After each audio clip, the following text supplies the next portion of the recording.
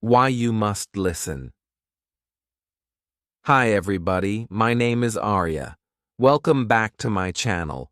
Today we're going to talk about why you must listen.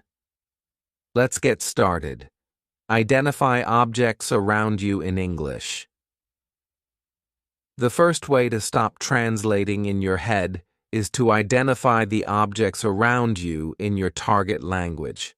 So if you're studying English, that means you look at the objects around the room. Look at the things in your life. Don't think of them in your native language first. Think of them in your target language first. So if I look around the room, I see a computer. I shouldn't think my native language word. I should think my target language word. So start with the items and the situation in your everyday life. If I say computer in English, maybe I should say computer in Japanese. I should say, not, water in English. I should say omizu in Japanese. So start associating the words in your target language with your everyday life now. So if you're studying English, that means start getting familiar with the things in your everyday life in English. Repeat phrases you hear native speakers use. Tip number 2 is to repeat the phrases that you hear native speakers use. So if you're watching this channel, for example, or you're watching a TV show or a movie, listen for the way that native speakers make those phrases. If you hear a phrase you have never heard before, or you hear an interesting combination of words, try to repeat them yourself. Don't just listen, try to say them yourself. If you're in a public space and it's difficult for you to do that, fine. Practice in a place where you feel more comfortable. Maybe if you have some private space to practice, just repeat them. Get your mouth used to saying the words the way that the native speakers do. So if you never actually say words, if you're only taking in, if you're only listening, and you're not actually producing the language, it's kind of hard to practice and to really hone your pronunciation, to improve your pronunciation. So when you listen to native speakers, try to repeat after them. So for example, if you're studying English, you can try to repeat after this video. You can repeat after the things I'm saying because maybe I'm using an expression or I'm using a series of vocabulary words together the way a native speaker would, and it's maybe a good idea to try to practice the ways that native speakers put their words together. So try to repeat after native speakers, especially when you're looking at media. And you can do this when you're reading books too.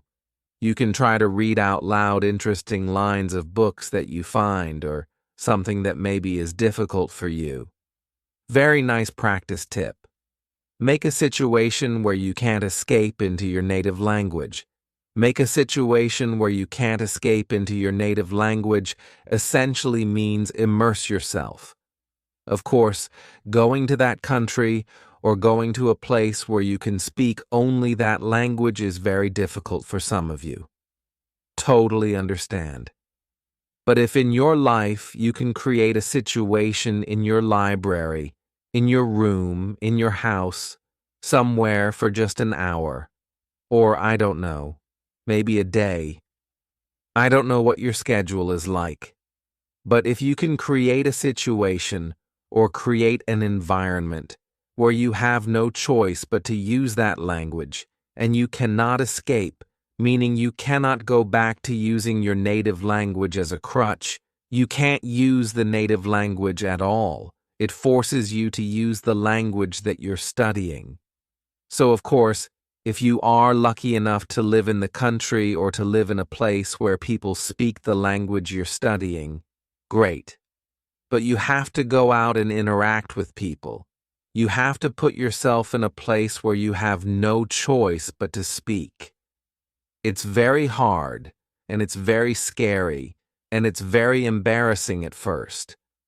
But if you take time to find places and to make environments that are comfortable for you, where you feel comfortable making mistakes and asking questions, it's very valuable for your learning process. This is actually something that I did. Totally. I totally did this.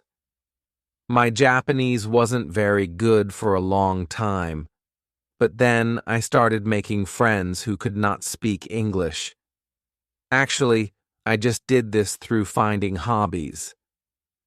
There was a hobby that I had. I joined a group. I joined actually a school too, where I could learn how to do that hobby, and everything was taught only in Japanese. And the people in my class only spoke Japanese mostly. And then maybe we would go out for drinks and food late at night or on the weekends, and everybody spoke only Japanese. And if I couldn't communicate even simply in Japanese, I had no hope of keeping that friendship together. So it forced me to study.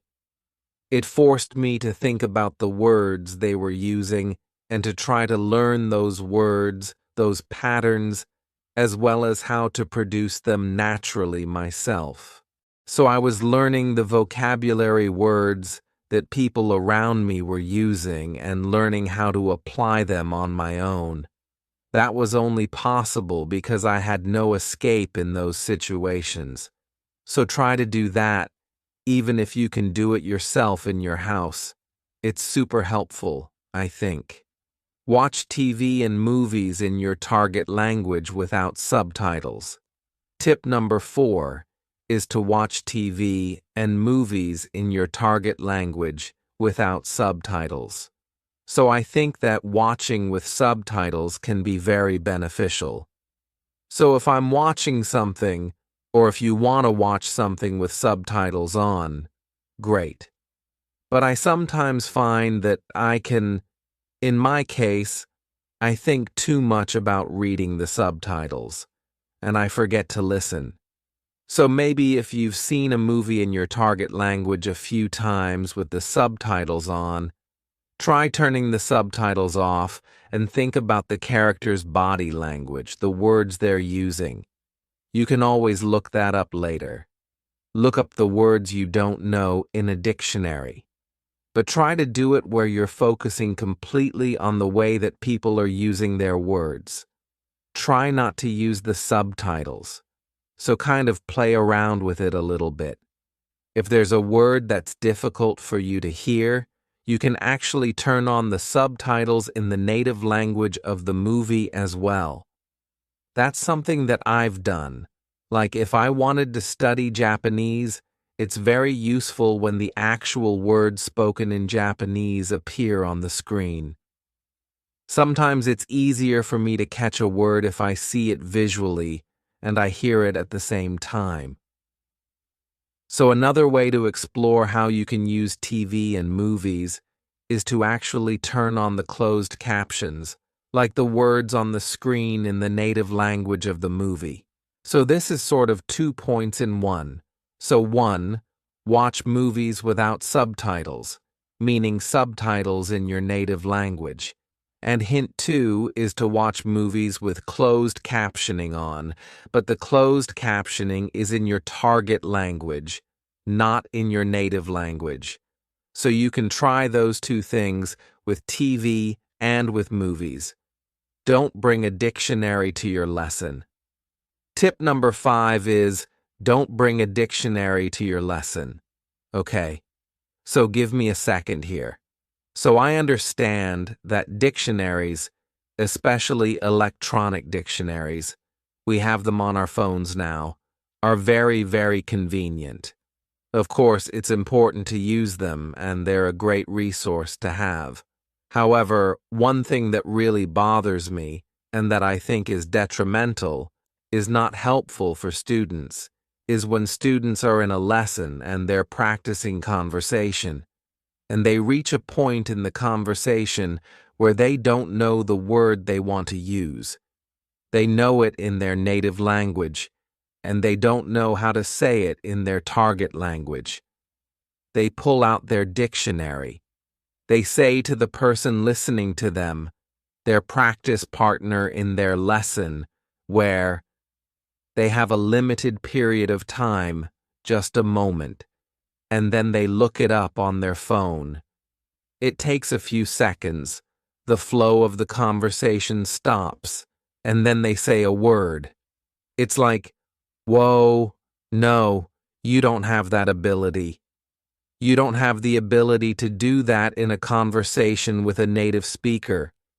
Most people, like if you go to a bank and try to open a bank account, are you really going to pull out your dictionary and sit there and try to communicate? Just a moment, as you look up each word you don't know. No. Or if you do, that's not a real conversation. So instead, try using a different strategy. By that, I mean if you find a word you don't know in conversation, explain the word to your conversation partner. Maybe they know the word. If you're speaking with a native speaker, this is a chance for them to teach you a word. I find that when people take the time to teach me a word, I remember the word much better than just looking it up on my dictionary. So try to resist.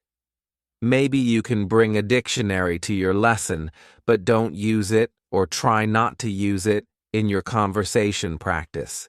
It destroys the flow of a conversation.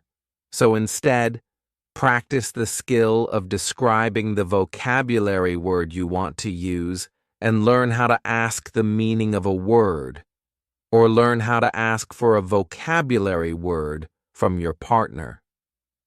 So you can use an expression like, what's the word that means blah blah blah? Or, it's this thing that does this and this and this. So this is an opportunity for you to describe characteristics of something or find a different way. You can use your body language, you can use whatever. You have a lot of tools, but try not to use a dictionary in a conversation because it's not realistic. Train responses to common questions. Number 6 is a quick one. I think hint number 6, is just to train responses to common questions. So, for example, a very common question in English is, "Hey, how are you?" You should know how to answer this question. Just have a default response. "Hey, how are you?" "I'm good." If it takes you a long time to answer the question, "Hey, how are you?" you need to practice. I think that's a pretty good indicator. So for example, sometimes I ask students a question, like they haven't quite gotten the idea of how to respond just yet. They're not quick at responding. I say, "Hey, how are you?" And they say, "Yes." And then they think, and they go, "I'm good." That's a very common question. So think about just a default response that you can spit out, that you can quickly say. If it's, "How was your weekend?" Or, "Hey, what's up?" Or, "What do you want to do for dinner tonight?" Think about just a handful, meaning just a few, responses to those questions and train them quickly. Just, "How are you?" "I'm good." "How are you?" "I'm okay." "How are you?" "Not bad." There are 3. So it's just training responses to those questions. Questions. There's no reason to be surprised by a question like, "How are you?" That's a very common question. So for those common questions, train responses to that. We've got a bunch of videos, especially beginner-level videos, for some example responses you can do. So don't get stuck with these little questions. Just train a few responses. Practice a few responses till they feel natural to you. It will save you time, and it will help the person asking the question too, to move forward in the conversation. Study with materials that don't provide a translation. The next tip is to study with materials that don't provide a translation. So by this, I mean if you're using worksheets or some kind of textbook or whatever, and it has your target language, the language you're studying, and it has your native language next to it. While this can be useful, I feel that if you can, studying your materials only in your target language, and then simplified explanations for more detailed points, also in your target language, can be a little bit better. So I don't want to say, like, you should only study things in your target language and nothing from your native language, because of course, it can be helpful sometimes to look up a word or to understand the grammar point in your native language. But where possible, if you can find something that provides simplified explanations in your target language, it can be really, really helpful. Because again, you're thinking, you're learning to think, on like a simpler and a more basic level about the language you're studying, in the language that you're studying. So this can be really, really good. So finding some materials to use where there's no translation. Maybe you can practice, of course, with books and with written materials, but also with like video materials as well. So there are a variety of different ways that you can find materials in your target language, like in video and TV. So some things to think about there are the level of vocabulary words people are using in the media content you're watching, who the media content is intended for, children, young adults, adults, the speed at which the speaker is talking. So like, I have the ability to change the level of difficulty of videos based on the rate of speech, the vocabulary words that I use, and how many idioms and things I use. So I could make a video very difficult. We could make like a very difficult video series by leveling up our vocabulary use or by speaking very quickly. Or, as you might see in our English in 3-minute series, we can also use very simple vocabulary and speak at a low rate of speech. So maybe right now, this is a very intermediate level video. So please think about that. So not just for written materials, but also for your audio and visual materials. Think about who your audience is, the level of the material, and so on. It can be really fun, and it can be helpful to think about your target language in your target language. Study phrases in addition to single vocabulary. The next tip is study phrases in addition to single vocabulary words. So yes, of course, vocabulary is important, but I find it personally very, very useful to look at how a vocabulary word is used in a phrase. Because sometimes, using it in a phrase helps you understand the nuance of that vocabulary word really, really well. Like a word like crazy, for example, in English, depending on the situation where the word crazy is used, it could mean something different. It could mean like a person who is mentally confused or mixed up. It could also mean something really good. It could mean something really bad.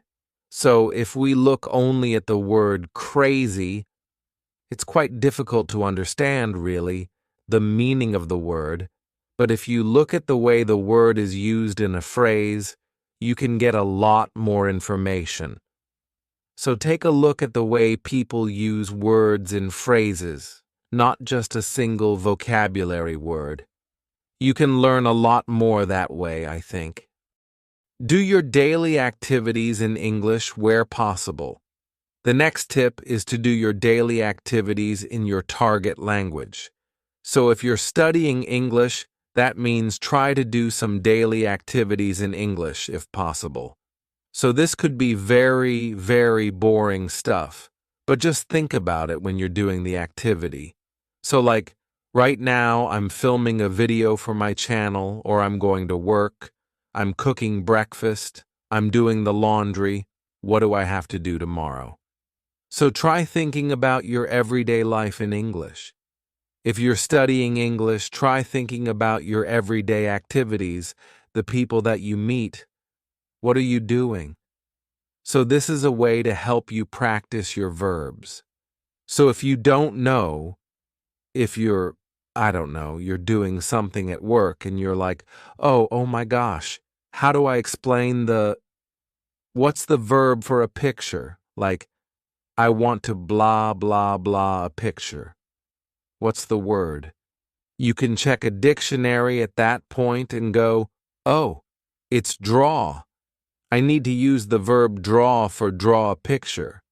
So you can find these little gaps in your everyday life, these little gaps in your knowledge, if you think about your everyday activities in your target language.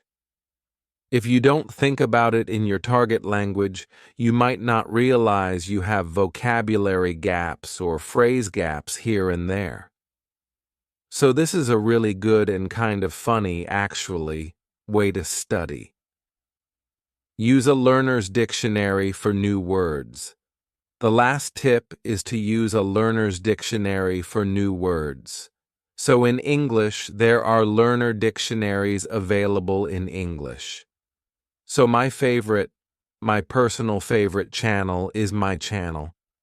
If you find a word that you don't recognize, you can check it in a dictionary, in a learner's dictionary, and it gives you a simple explanation in simple English of that word. So instead of checking it in your native language, you can check it in your target language. So again, this helps you to understand the word that you're focused on, but you understand it from the language you're studying, not from your native language. So using a learner's dictionary can be really, really useful as well. All right, so those are 10 tips to help you stop translating in your head. I know it's very difficult, but it takes time and it takes practice, and I hope that these are a few strategies that can help you as you study any language. Of course, this is an English language channel, an English language learning channel, but I think these tips are pretty good for learning just about any language, really. So I hope those are useful for you. If you have tried these strategies, or if you have any other comments or other tips, please let us know in the comment section below this video. Thanks very much for watching this episode of my channel, and I will see you again soon. Bye.